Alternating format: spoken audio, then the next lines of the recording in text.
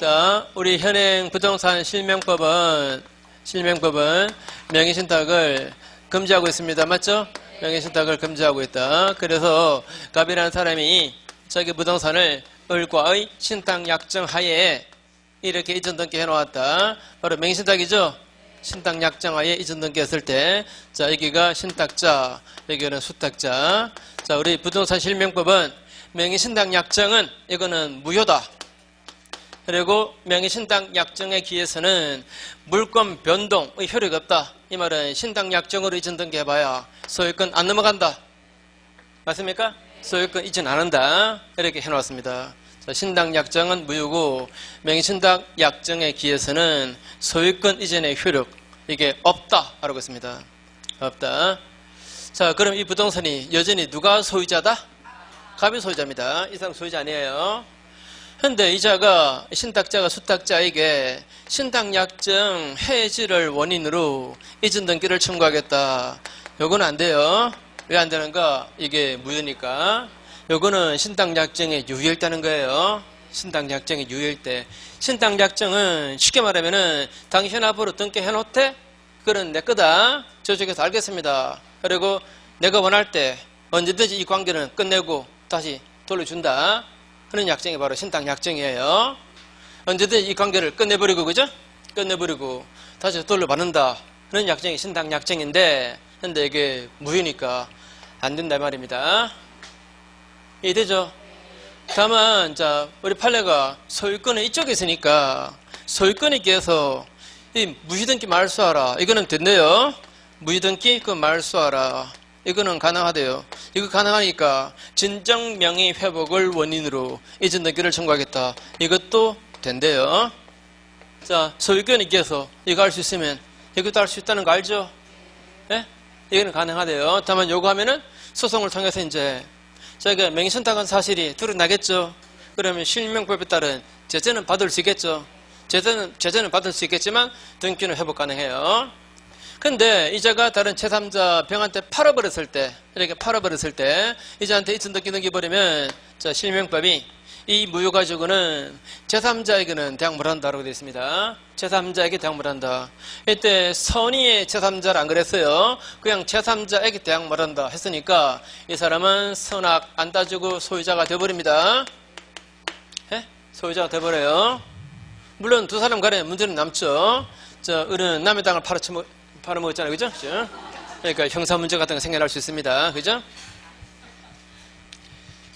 자, 그 다음에 한 가지, 자, 여긴 잘 보세요. 그 전에 말씀 안 드린 건데, 자, 이제 병에게 넘어가 버리면, 갑은 병한테 반환 청구 안 되잖아요. 안 되죠. 그죠? 이 사람은 소유권 취득의 확정적입니다. 근데 이게 어떤 경우에서든 간에, 뭐, 제3자를 통해서든 간에, 어떻게 이 원래 그 수탁자에게로 등기가 다시 돌아왔습니다. 돌아왔어요. 그러면 이제 갑이 이걸 행사하면 되지 않는가? 할 수 있을까? 할 수 없을까요? 이거 혼동하지 마세요. 우리 그전에 이런 거 있었죠. 갑 소유 부동산에 을이 시효완성했다. 그래서 이전 등기를 청구할 수 있는데, 근데 이건 채권적입니다. 채권적이니까 제3자에게 소유권 넘어가 버리면 이자한테 못합니다. 못하는데 이게 만약에 등기가 이쪽으로 돌아온다면 이거 할 수 있다 그랬어요. 기억나죠? 이것도 그렇게 할 수 있을까? 판례가 말이죠. 이거는 제3자에게 대항 못하니까 그래서 이 사람의 소유권 취득은 이거는 확정된 거래요. 확정된 거니까 반사적으로 이 소유권은 사라졌대요. 그래 안 그래요? 사라졌으니까 이 물권적 시험권도, 이거 물권적 시험권이죠? 이 물권적 시험권도 더 이상 존속할 여지가 없대요. 다 사라졌대요. 등기가 다시 돌아와도 안 된대요. 이해됩니까 이거? 그죠? 자, 그것만 한번 확인할게요. 우리 거진이 안 했던 거니까. 자, 오른쪽에 맨 밑에 2번 보세요. 제일 밑에 2번. 명의수탁자가 신탁부동산을 처분해서 채담취득자가 유효하게 소유권을 취득해버리면 이로써 명의신탁자는 소유권과 아울러 소유권에 기한 물권적 정권을 잃게 돼버린다. 따라서 그 후 명의수탁자가 우연히 그 신탁부동산의 소유권을 다시 취득하더라도 맹신탁자의 이 물권적 청구권은 이제 존재 자체가 인정될 수가 없다라고 말했습니다. 요거 말입니다. 요게 존재 자체가 인정 안 된다, 그죠? 요게 인정될 수 없다 이렇게 말했어요. 자, 그다음 한 가지 이거는 뭐 지나간 얘기인데 실명법에 위반한 맹신탁 당연히 무효죠. 무효인데 실명법은 강행법규죠. 강행법 위반이어서 무효입니다. 반사적이어서 무효다? 이건 아니에요, 그죠? 맞죠? 반사적이어서 무효는 아니다. 반사적 행위로서 무효라면 이런 반환청구 안 되잖아요, 그죠? 그죠? 그러나 이거는 실명법 위반으로 무효지, 강행법 위반으로 무효지, 반사적 행위여서 무효는 아닙니다. 그래서 이게 가능한 거예요. 됐죠? 자, 그 다음에 3자 간의 맹신탁입니다. 자, 2번 3자 간의 명의 신탁. 이거는 자, 갑이 병의 부동산을 매수해요. 자, 이렇게 매수하는데 사신과 을간에 신탁 약정을 하고 내가 땅을 하나 사놓았으니까 죄송합니다. 다시 할게요. 자, 신탁 약정 하에 자, 이 사람이 매들에게 부탁합니다. 자, 나의 명의로 등기하기는 지금 조금 뭐한 문제가 있으니까 나하고 신탁 관계 있는 을에게로 이전 등기해달라 라고 이자한테 부탁합니다. 예, 부탁받아가지고 이자가 이렇게 이전 등기해준 거, 이런 게 바로 3자 간의 맹신탁이라 그래요. 다른 말로 중간 생략형 맹신탁. 원래는 이렇게 매수해서 등기 와가지고 맹신탁으로 이렇게 등기할 것을 바로 가로질러 갔죠, 그죠? 그래서 뭐라고요? 중간 생략형 맹신탁 이런 말 써요. 자, 이랬을 때 요 신탁 약정 요거 유효입니까 무효입니까? 무효죠. 신탁 약정은 다 실명법 위반이에요. 다 무효입니다. 말하자면 자, 당신 앞으로 등기하되 그거는 내 땅이다. 우리 알겠습니다. 당신 땅입니다. 그리고 당신 원할 때 이 관계 끝내고 다시 돌려줍니다. 이 약정 말입니다. 무효예요. 그죠? 무효니까 갑이 을에게 신탁 약정 해지를 원인으로 이전 등기 청구하겠다. 이거는 천부당 만부당. 그러면 이거 할까요? 부당이득 반환 청구 한번 해볼까요? 부당이득 반환 청구 한번 해봐요. 자, 되겠어요? 안 되겠어요? 자, 이거 명의신탁으로 타인 앞으로 등기한 거니까 다 실명법 위반으로 무효입니다. 그래 안 그래요? 자기가 등기할 것을 타인 앞으로 등기하는 거죠? 명의신탁으로 말입니다. 자, 명의신탁으로 이전 등기했을 때 물권 변동의 효력이 없다 그랬죠? 무효입니다. 무효니까 이자가 소유권을 취득 못한 거예요. 소유권은 여전히 이쪽에 있습니다. 그죠? 이쪽에 있으니까 이쪽에는 도대체 이득이 생기는 게 없어요. 소유권을 취득했습니까? 돈을 가졌습니까? 아무 이득 없지, 그죠? 그래서 부당이득 반환 청구 이런 거 안 돼요. 이쪽에 이득이 없으니까, 그죠? 근데 매매 요거는 유효입니까? 무효입니까? 요거는 유효입니다. 요거는 유효인데, 근데 이 매매 계약대로 지금 이행되었습니까? 이행 안 되었습니까? 이행되었으려면은 이 소유권이 매도인을 떠나서 매수인에게 갔어야지. 그게 이행된 거지. 이행 안 된 거지, 그죠? 소유권이 여전히 매도인에게 있으니까, 그죠? 여전히 매도인에게 있으니까 이거는 계약이 이행 안 된 거예요. 그래서 이 매수인은 매도인에게 이 소유권을 나에게 넘겨라 라고 이전 등기를 청구할 권리 있다 없다? 있다, 그죠? 있으니까 이 소유권에 대한 무효등기, 이 말소 청구권을 이걸 이자가 뭐 할 수 있다? 대비 행사할 수 있다 이렇게 말해요. 소유권 이쪽에 있고 이 등기가 무효니까 말소 등기 청구권이 있을 거 아닙니까, 그죠? 이걸 이자가 뭐 할 수 있다? 대비함으로써 결국 저 갑이 소유자가 될 수가 있답니다. 한편 만약에 이자가, 잘 보세요. 이자가 만약에 가백으로 자기 임의적으로 이전 등기를 해준다면 어떻게 될까요? 해줬다면 어떻게 될까요? 그러면 당초 매수자에게로 등기가 갔잖아요. 그러면 실제 부합하는 거죠, 그죠? 실제 부합하니까, 그래서 유효래요. 자, 실제 부합하니까 이게 유효라 그래요. 한편, 자, 이자가 만약에 다른 제3자한테 팔아버렸다, 정한테 팔아버렸다, 이랬을 때 이자는 또 어떻게 될까? 이 사람은 판례가 선악 안 따지고 소유자가 된대요. 자, 다시 명의신탁으로 등기한 거 무효지만 그 무효 가지고 제3자에게 대항은 안 돼요. 다 됐습니까? 자, 한 번만 더 할게요. 자, 이 3자 간의 맹신탁은 신탁자가 나서서 계약을 한 겁니다. 한 건데 등기만 수탁자격으로 한 거예요. 이게 3자 간의 맹신탁입니다. 이때 신탁약정 무효, 이 등기 무효. 맞죠? 이게 무효니까 이 사람은 신탁약정 해지를 원인으로 이전 등기 청구하겠다. 이거 안 되고. 그 다음에 이 사람 이득 없으니까 부당이득 반환 청구하겠다. 이것도 안 되고. 다만 이 사람이 자의적으로 이전 등기 해준다면 보통 그렇겠죠. 그죠? 분명히 인적 신뢰가 두툼 사람일 테니까 이렇게 임의적으로 이전 등기 해준다면 이전 매수인에게로 왔으니까 등기가 이 등기는 실제 부합한다. 그죠? 그래서 유효. 그런데 이자가 제3자한테 팔아먹었다. 이랬을 때는 이 무효 가지고 제3자에게 대응을 못하니까 이 사람은 소유권을 취득해버리고, 그런데 이렇게 이전 등기도 안 해주고 제3자에게 팔아먹지도 않고 혼자 등기를 손에 꼭 쥐고 있다면 그러면 이 사람의 소유권에 의한 말소등기 청구권을 이자가 대비 행사할 수 있다고 합니다. 왜? 이게 유효고 이게 있으니까 말입니다. 맞죠? 그죠? 됐죠? 저게 3자 간의 맹신탁. 그 다음에 세 번째는 계약 맹신탁입니다. 계약 맹신탁. 실명법에 관해서 문제 출제가 될 때 가장 많이 나오는 게 바로 이거하고 이겁니다. 이 두 개가 사례형으로 가장 잘 나와요. 딱 나왔을 때 이 문제인지 이 문제인지 잘 봐야 돼요. 3자 간의 맹신탁인지 계약 맹신탁인지 잘 봐야 돼요. 자, 이건 이런 겁니다. 갑이라는 사람이 병의 부동산을 사고 싶은데 자기는 공무원이어서 나서지를 못합니다. 그래서 친척을 내세워요. 이 사람과 신탁 약정하고 그 다음에 매수 자금을 줍니다. 그리고 이자가 나서서 자신의 이름으로 매수하고 그다음에 이렇게 전등해줘요. 자, 이 병은 두 사람 간의 이 신탁 관계를 몰랐을 때 말입니다. 몰랐을 때 이 등기는 효력 있는 걸로 실명법이 규정을 해놨습니다. 이걸 왜 이렇게 해놨는가? 이것도 분명히 맹신탁으로 타인앞으로 등기한 거 맞죠? 그러면 원칙에 따르면 무효입니다. 이게 만약에 무효라면 소유권이 이쪽에 있게 됩니다. 그래 안 그래요? 소유권이 이쪽에 있게 되면은 그러면 받은 돈이 이게 전부 다 부당이득이 돼버려요. 그래 안 그래요? 그래서 이쪽에서 부당이득 반환 청구 들어올 수 있죠. 이 사람은 땅 팔 때는 매매 대금 받아서 뭘 하겠다라고 계획을 잡았을 거 아닙니까? 그 계획 담보선 돼버려요. 그래서 매수 자금 이거 돌려달라고 부당이득 반환 청구 이거 차단시키려고 이 등기는 효력 있는 걸로 실명법이 규정을 한 거예요. 자, 이게 유효다 보니까 이 을이 일단 소유권을 취득하게 됩니다. 그래 안 그래요? 을이 일단 소유권을 취득하게 돼요.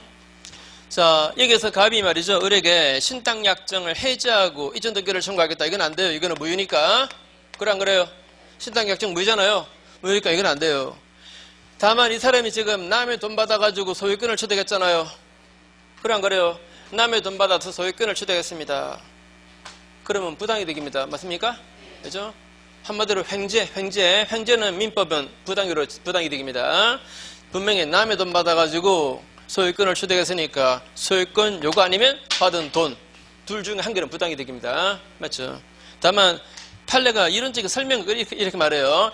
무효인 약정에 따라서 소유권을 취득했으니까 그래서 부당이득이다. 이렇게 말해요. 그래서 갑이 을에게 부당이득 반환 청구를 할 수 있다. 그죠? 부당이득 반환 청구 이거는 가능하다. 다만 실명법 시행 이전에 만약에 맹신탁이 이미 이루어졌었다면 그러면 부동산 자체에 대해서 부당이득 반환 청구할 수 있다. 그러고 실명법 시행되고 난 다음에 그 후에 맹신탁이 이루어졌다면 그러면 매수 자금에 대해서만 부당이득 반환 청구할 수 있다. 이렇게 말해요. 요 취지가 왜 그런지 책에 설명해놨습니다. 궁금하면 읽어보시고 안 궁금하면 그냥 외우시고. 안 궁금하죠, 그죠? 아니 궁금하죠. 자, 실명법 시행 전에 맹신탁이 이미 이루어졌었다면 그럼 이자가 부당이득 반환 청구할 때 부동산 자체를, 그죠? 부동산 자체를 나에게 넘겨라 라고 부당이득 반환 청구하고, 실명법 시행 후에 맹신탁이 이루어졌었다면 매수 자금에 대해서만 부당이득 반환 청구할 수 있다. 이렇게 말합니다. 한편 만약에 이자가 자기 앞으로 등기했을 때 이때 그 등기 이용해서 제3자에게 팔아버리면, 정한테 만약에 팔아버리면 어떻게 되는가? 이 사람은 무조건 소유권 취득해요. 무조건 소유권 취득. 자, 보세요. 이 그림에서는 이자가 비록 부당이득일지언정 일단은 소유권 있는 상태에서 판 거니까 있는 소유권을 넘긴 거니까 말입니다. 이 사람은 선악 안 따지는 거예요. 맞습니까? 설사 이자가 악이라 하더라도 악이면은 이게 무효거든요. 악이면 이게 무효인데 그러나 그 무효 가지고 어차피 제3자에게 대항 못해요. 그러안 그래요. 명의신탁으로 전개했을 때는 무효지만 그 무효 가지고 제3자에게 대항 못한다 그랬잖아요. 이자가 악이자라면 이게 무효지만 그죠? 그 무효 가지고 어차피 제3자에게 대항 못해요. 그래서 어떤 경우도 이자는 그냥 소유권 취득해버립니다. 3. 계약명의신탁.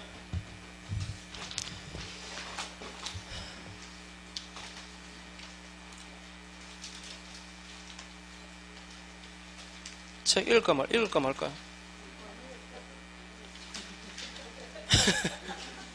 자, 645페이지에 그 밑에 2번에 수탁자가 제3자에게 처분한 경우입니다. 자, 어떤 경우죠? 수탁자 이자가 제3자에게 처분하다 이 말이죠, 그죠? 이 말입니다. 자, 읽어볼까요? 수탁자 을이 이것을 다시 제3자 정에게 매도했다면 정은 어느 경우에나 선악불문하고 소유권을 취득한다. 그 다음에 뒤로 넘어가시고, 자, 명의신탁 약정 자체는 무효죠. 무효여서 첫 줄 중간에 신탁자 갑은 수탁자 을에게 신탁 약정 해지 이걸 원인으로 이전 등기 청구는 못해요. 맞죠? 못하는데 밑에 중간에 2번 첫 줄 중간에 수탁자 을이 무효인 신탁 약정을 통해서 이득을 취득했으니까 부당이득 문제가 생긴다. 그래서 괄호 1번에 이 명의신탁이 실명법 시행 전에 행해졌다면 두 번째 줄 신탁자 갑은 수탁자 을에게 부동산 자체를 부당이득으로 반환 청구할 수 있대요. 옆에 페이지 괄호 2번에 이 명의신탁이 실명법 시행 그 후에 이루어졌다면 첫 줄 끝에 매수 자금에 관해서만 부당이득 반환 청구할 수 있대요. 자, 근데 이러면 어떨까요? 그래서 이게 실명법 시행 후에 명의신탁이 이루어진 케이스로 보고 실명법 시행 후입니다. 그러면 이 사람은 이제 매수 자금은 부당이득으로 돌려줘야 되잖아요. 그죠? 매수 자금은 부당이득으로 돌려줘야 되는데 근데 이 사람이 돈이 없습니다. 없으니까 이 돈 대신에 땅 이걸 가져가라. 땅 이걸 가져가라. 이렇게 해버리면 그러면 대물 변제가 됨으로써 이자가 소유자가 될 수 있대요. 다시 할까요? 자, 실명법 시행 후에 명의신탁이 이루어졌다면 이자는 매수 자금은 부당이득이죠. 부당이득으로 돌려줘야 되잖아요. 근데 이 돈 대신에 이 땅 이걸 줘버리면 바로 뭐가 돼버린다? 대물 변제가 됨으로써 이자가 소유자가 될 수도 있답니다. 자, 그 밑에 동그라미 2번입니다. 동그라미 2번 첫 줄 끝에 매수 자금 반환 그 이행의 가름에서 같은 줄 끝에 명의신탁자 앞으로 소유권 이전 등기를 마셨다면 이거는 대물 변제가 됨으로써 효력이 있대요. 자, 그 다음에 뒤로 넘어가시고 이제 효력 있는 명의신탁입니다. 유효한 명의신탁. 자, 우선 부동산 실명법이 허용하는 명의신탁이 있어요. 이거는 괜찮다고 세 가지입니다. 첫째, 종중. 그 다음에 배우자 간에. 그 다음에 종교단체. 자, 종교 산하단체. 그 소유자산인데 종교단체 명의로 등기해놨다. 그죠? 이거는 인정을 해줍니다. 그 다음에 그 밑에 2번 보시면은 등기 등록으로 공시되는 동산의 명의신탁. 여기 근데 자동차입니다. 형이 자기 자동차를 자기 동생 앞으로 등록해 놓은 거예요. 명의신탁 맞죠? 근데 이거는 실명법 적용돼 안 돼요. 실명법은 목적물이 부동산만 적용되는 거죠, 그죠?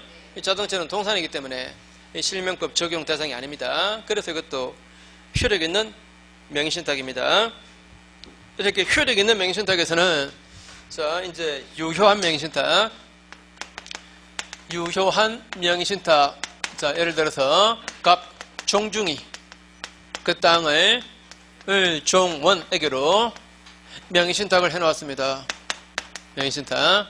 자, 이렇게 이전등기가 된 거죠. 자, 이거는 허용되는 명의신탁. 이때 명의신탁 약정은 유효입니다. 그죠? 유효. 이때 내부적 관계에서는 여기가 소유자다. 그죠? 두 사람 사이에서는 신탁자가 소유자입니다. 자, 다시 내부적 관계에서는 누가 소유자다? 신탁자가 소유자. 그런데 외부적 관계에서는 제3자에 대해서는 누가 소유자? 수탁자가 소유자입니다. 이게 명의신탁의 법리입니다. 그리고 이거는 유효니까 언제든지 이 신탁약정을 해지해버리고 이전등기를 청구할 수가 있습니다. 이거는 신탁약정 해지하고 이전등기 청구하는 것은 유효인 명의신탁에서 하는 거예요. 자, 이때 이게 물권적으로 보입니까? 채권적으로 보입니까? 제가 물자 써놨네. 자, 두 사람 사이에서는 여기가 소유자예요. 여기가 소유자고 신탁약정 해지했으니까 이 등기는 원인 무효입니다. 이제 맞죠? 그래서 소유권에 기한 방해 제거 청구입니다. 이게 맞습니까? 소유권에 기한 방해 제거 청구. 이어서 물권적입니다. 물권적이니까 소멸시효 걸린다 안 걸린다? 안 걸린다. 안 걸립니다. 자, 한 가지 더. 이자가 만약에 인도받아서 점유를 하고 있다고 쳐요. 보통 그렇게 안 하지만 만약에 점유를 했다 쳐고 그랬을 때 10년 지나면 시효취득 할 수 있는가? 시효취득 할 수 있다 없다? 못해요. 자, 이 사람의 점유는 타주입니다. 이거는 남의 땅이다 라는 인식하고 점유하고 있는 거죠. 그죠?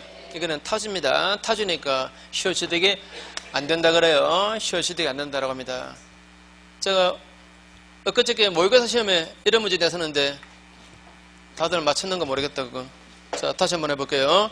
A가 이 B에게 명의신탁했습니다. 이게 허용되는 명의신탁입니다. 그다음에 수탁자 이자가 그 땅 위에다가 건물 지었습니다. 건물을 신청했고 나중에 신탁관계 이게 해지가 되었고 해지가 되어서 이 등기가 다시 A에게 돌아갔습니다. 이 등기가 다시 환원되었다.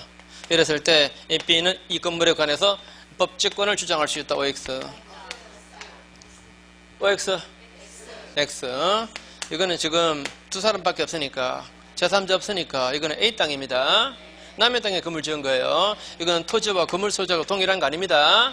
그죠? 그래서 법직권을 생겨날 수가 없다. 그죠? 자, 그 다음에 외부적 관계에서는 수탁자가 소유자입니다. 그래서 갑종중이 을종은에게로 명의신탁 해놓았는데 근데 이자가 제3자 병한테 팔아버렸다. 이러면 이 사람은 선악 불문하고 소유자가 돼버립니다. 왜? 소유자에게서 샀으니까. 병 입장에서는 여기가 소유자입니다. 그죠? 그러니까 소유자에게서 샀으니까 악이어도 상관없습니다. 다만 이 사람은 지금 남의 땅을 팔아먹었죠. 남의 땅 팔아먹었으니까 갑은 을에게 불법행위 책임으로서 손배청구할 수 있습니다. 맞죠? 불법행위 책임으로서 손배청구할 수 있고 그 다음 이자가 지금 남의 땅을 팔아먹은 거 횡령이죠. 그죠? 횡령 범죄입니다. 범죄 이자가 만약에 적극 가담했었다면 그때는 안 돼요. 그러면 반사적입니다. 그때는 무효예요.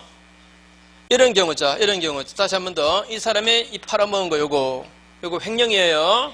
남의 땅 보관하고 있다가 팔아먹은 거예요. 그죠? 범죄입니다. 이 범죄에 이자가 적극 가담했다면 이때는 반사회적이다. 그죠? 이런 경우 갑은 을을 대비해서만 말소 등기 청구할 수 있습니다. 맞죠? 이거 등기 말소시켜서 자기는 이렇게 이전 등기 청구 들어가야 돼요.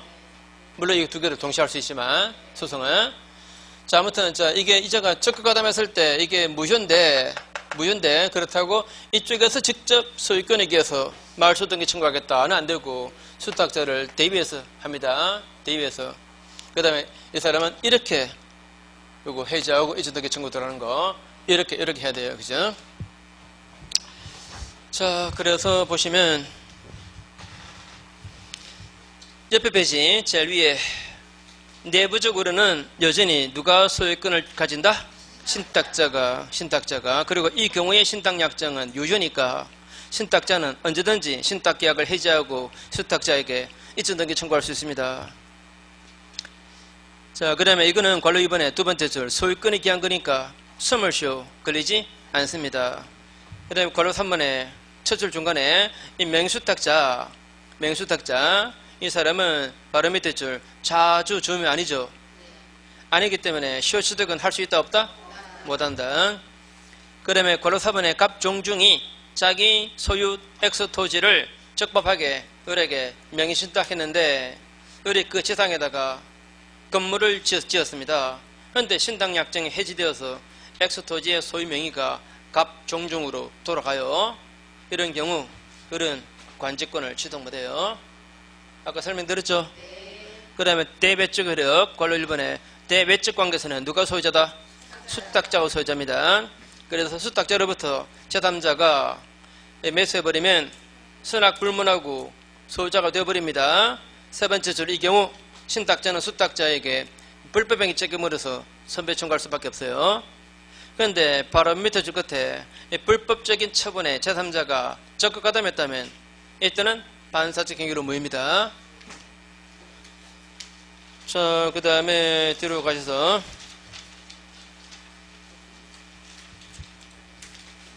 그게 위에서 세 번째 줄.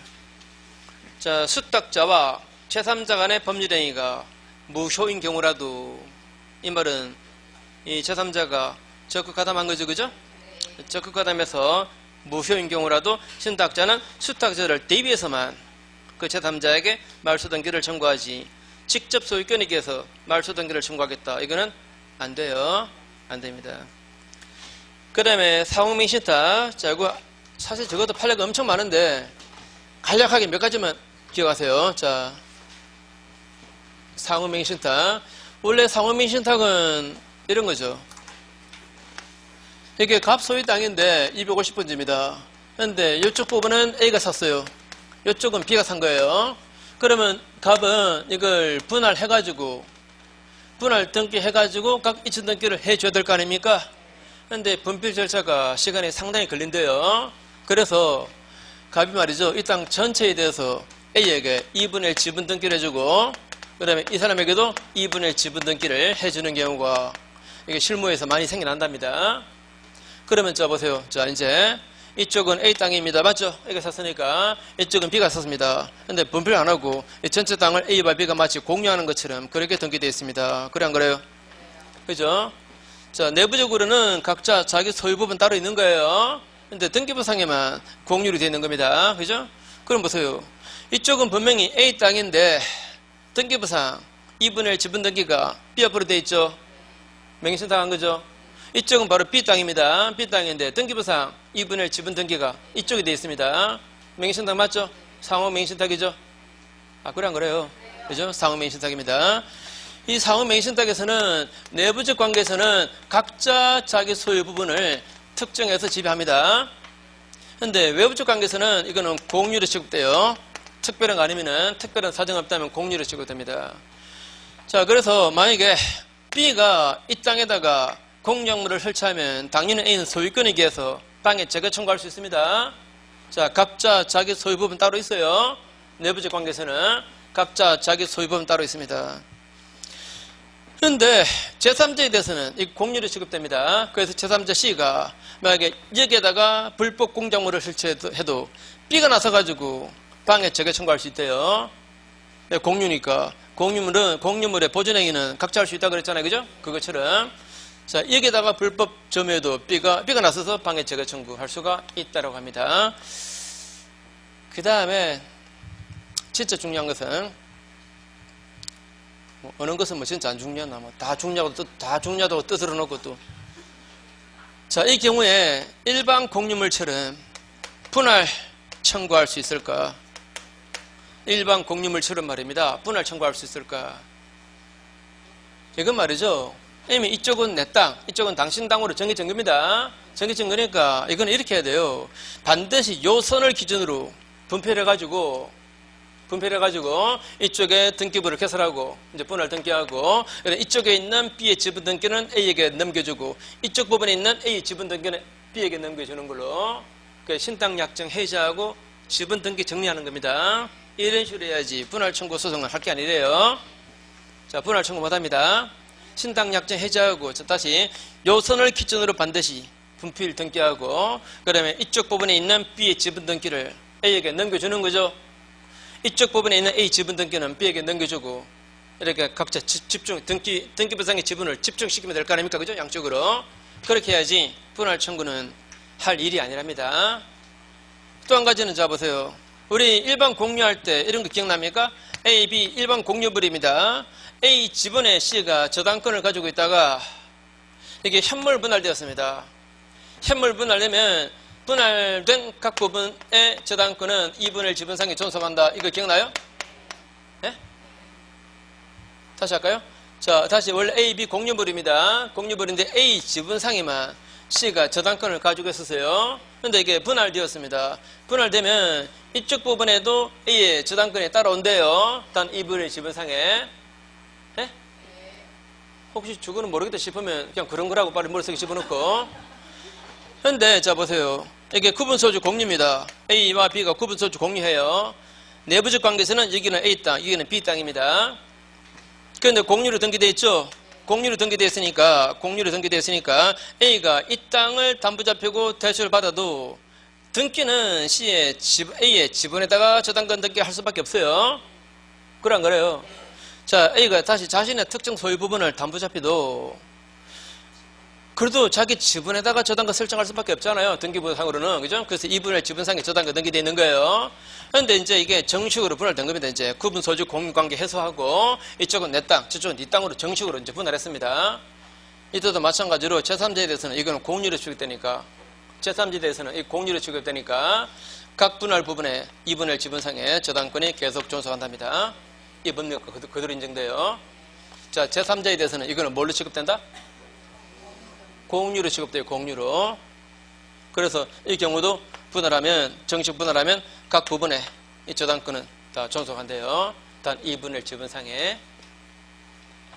자, 한 번 더. 자, 이 구분소주 공유는 일반 공유물처럼 분할 청구는 된다 안 된다? 안 된대요. 안 된답니다. 자, 그래서 교재 보시면 제일 밑에 3번 오른쪽에 제일 밑에 3번입니다. 각 구분 소유자는 일반 공유에서와는 달리 원칙적으로 공유물 분할 청구는 안 된다. 그러면 바로 위에 2번에 괄호 2번 지분 위에 저당권이 설정된 후 특정 부분별로 이제 분할되어서 구분 소유 공유 관계가 해소되더라도 그 저당권은 종전의 구분 소유적 공유 지분의 비율대로 분할된 토지들 전부에 그대로 존속한대요.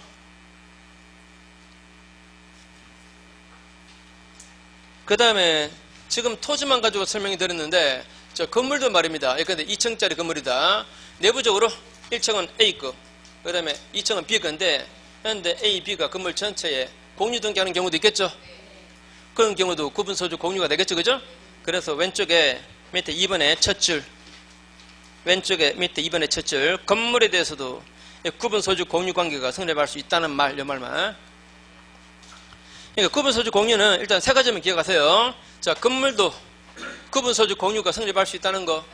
그 다음에 구분소유 공유에서는 일반 공유처럼 분할 청구는 안 된다는 거. 그 다음에 이 구분소유 공유에서도 지분 위에 있는 저당권, 그거는 나중에 분할되면 분할된 각 부분에 저당권에 존속한다는 거. 그 세 가지. 이를 기억하세요. 아, 참 여름날 더울 때 또 휴일에 나와가지고 고생들 참 많았습니다. 힘들어 죽겠죠. 자, 다음 주에 뵐게요. 감사합니다.